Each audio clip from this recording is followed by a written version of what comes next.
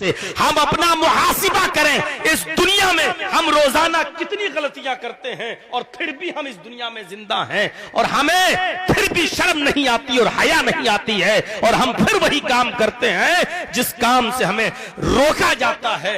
मेरे प्यारे साथियों, हर आदमी मुहासिबा करे, अपना एहतिसाबे नफ्स तो करना पड़ेगा। अगर आप अपने आप का मुहासिबा करने लगे तो आज सोशल मीडिया पर जो लेटर पैड वायरल होके चल रहे हैं मुकर्रिरीन और मौलवियों के खिलाफ, इनकी नौबत ना आए। आप लोग अपने आप को चेंज नहीं करते हैं तो गुस्सा हम लोगों पे उतारा जाता है। हम लोगों को पेशावर कहा जा रहा है, पेशावर मुकर्रिर, पेशावर मौलवी। अरे दुनिया में कोई ऐसा आदमी बताओ जो पेशावर नहीं है। अगर कोई आदमी मस्जिद में सिर्फ नमाज ही पढ़ाता है तो क्या वो पेशावर इमाम नहीं है? अपनी मस्जिद से वो हटाया जाता है तो फिर बेचारा दिल्ली जाता है, बंबई जाता है, लखनऊ जाता है और फिर वहां इमामत करता है, क्योंकि आप उस इमाम को 5,000 रुपए और 8,000 रुपए दे रहे हो, उसमें उसकी बीवी और बच्चों का खर्चा नहीं चल रहा है। फिर वो 20,000 और 25,000 के लिए अपना इलाका छोड़ के बंबई, दिल्ली, कलकत्ता, दूसरे बड़े शहरों में जाता है, फिर वहां इमामत करता है। क्या ये पेशावर इमाम नहीं है?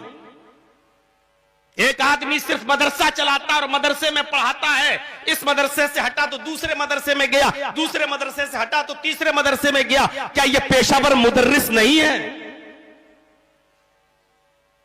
जो लोग कोई धंधा और काम नहीं कर रहे हैं, सिर्फ मदरसा चला रहे हैं और चंदा कर करके मदरसों में लाकर बच्चों को पढ़ा रहे हैं और उसी में से वो अपने घर का खर्चा निकाल रहे हैं, तो क्या वो पेशावर मदरसा चलाने वाला नहीं है? अरे पेशावर कौन नहीं है? पेशावर मौलवी, पेशावर मुकर्रिर, पेशावर इमाम, पेशावर मुदर्रिस, पेशावर, सब तो पेशावर है। जो मदरसा चलाने का पेशा जिसने खोला वो मदरसे का पेशावर हुआ, जो इमामत कर रहा है वो पेशावर इमाम हुआ, जो मदरसे में पढ़ा रहा है वो पेशावर मुदर्रिस हुआ। मेरे भाइयों, जरा तसव्वुर करो कि अपना इलाका छोड़ के दूसरी जगह कौन नहीं जा रहा है। अगर हम यूपी से आ रहे हैं या कोई आदमी दिल्ली और बंबई से आ रहा है तो इतना कौन सा बड़ा गुनाह हो गया है? बिहार में भी तो मदरसों के चंदे होते हैं, आज भी मदरसे का चंदा हो रहा है। और फिर बिहार से कितने लोग रमजान के महीने में हमारे उत्तर प्रदेश में आते हैं और चंदा करते हैं और हमसे तस्दीक भी लेते हैं कि मौलाना साहब आप यूपी के अमीर हैं, आप लिख के दीजिए। तो हम इनको क्या कहें? क्या आप तो बिहार में हर साल जलसा करते हैं, जलसे में 10 लाख का चंदा करते हैं, फिर आप क्यों आ रहे हैं यूपी में? हम आपको तस्दीक नहीं देंगे, हम आपको तौसिया नहीं देंगे। तो क्या बिहार के लोगों को मदरसे का चंदा करने से हम रोक दें? ये सारी चीजें जो सोशल मीडिया पे छाई जा रही हैं, चल रही हैं, इसकी मेन वजह यह है कि आपने अपने हालात नहीं बदले। जैसे अभी कासमी साहब ने कहा, इन्नल्लाह ला युगय्यिरु मा बिकौमिन हत्ता युगय्यिरु मा बिअनफुसिहिम।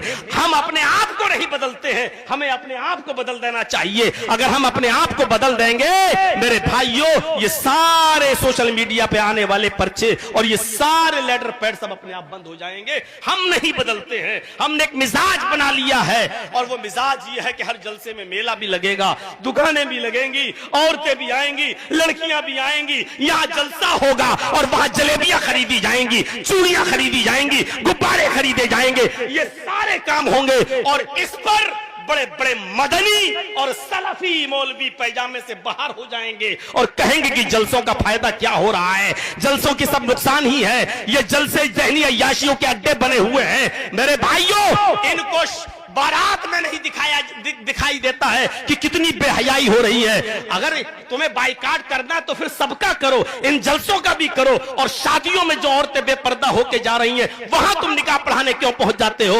उधर का भी बाइकाट करो कि हम ऐसी जगह निकाह नहीं पढ़ाएंगे जहां 200-300 आदमी की बारात जाएगी। वहां जब बारात भी शरीयत में नाजायज है तो फिर आप क्यों बारात लेके जा रहे हैं? और जा रहे हैं तो उनका निकाह क्यों पढ़ाया जा रहा है? अगर तुम्हें बाइकाट करना है तो बारात का भी बाइकाट करो। ये 200 और 300 आदमी जो चोर और डाकू बन के बारात में जाते हैं, ये मुल्ला, ये मौलवी, ये मदनी, ये सल्फी, ये आजारी, वहां तो सबसे पहले पहुंच जाएंगे और इनको सारी कमियां इन जलसों में नजर आती है।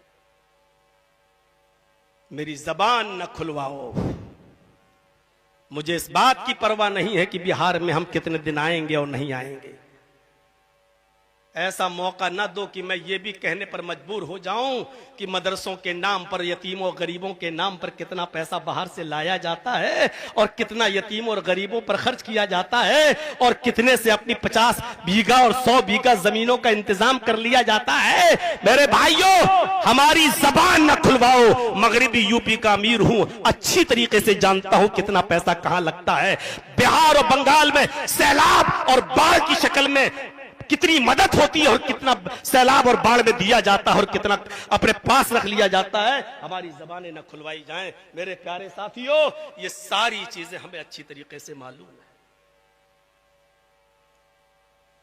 हमें इस बात का डर नहीं कि कल के जलसे पर क्या होगा। अर्जुल्लाहि वासिया, अल्लाह की जमीन बहुत बड़ी है।